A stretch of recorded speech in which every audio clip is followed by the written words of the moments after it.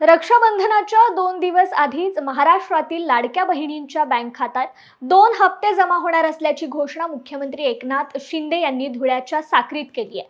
साक्री तालुक्यातील भाडणे येथे उपजिल्हा रुग्णालयाच्या भूमिपूजनासह विविध विकास कामांचं मुख्यमंत्र्यांच्या हस्ते उद्घाटन करण्यात आलं। यावेळी झालेल्या कार्यक्रमात ते बोलत होते।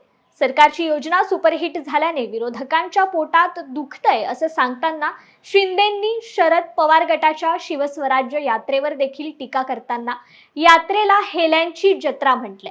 लाडक्या बहिणीला मिळणाऱ्या पैशांना विरोध करणाऱ्या सावत्र भावांना निवडणुकीत जाब विचारा असं आवाहन यावेळी मुख्यमंत्र्यांनी केलंय।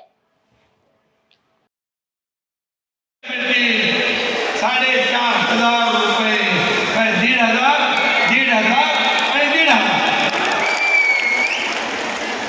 ते जे असं म्हणतात पैसे मिळणार नाही त्यांना चांगलं कोबाडावर पैसे खात्यात गेल्यावर कळेल।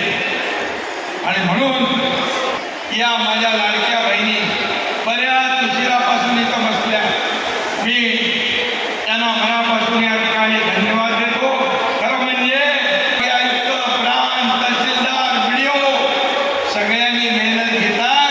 त्या विरोधात देखील विरोधक कोर्टात गेले। अरे काय बाबा, तुम्हाला काय बघवत नाही? सर्वसामान्य गरीब माणसाला साखर, तेल, तूप, डाळ, रवा, मैदा हे मिळते का? तुमच्या पोटात दुखतंय? अशा लोकांना तुम्ही काय उत्तर देणार? अशा लोकांना बरोबर लक्षात ठेवा, त्याला गोरगरिबाची जाणीव नाही। या सरकारला गोरगरिबाची, माझ्या बहिणींची जाणीव आहे।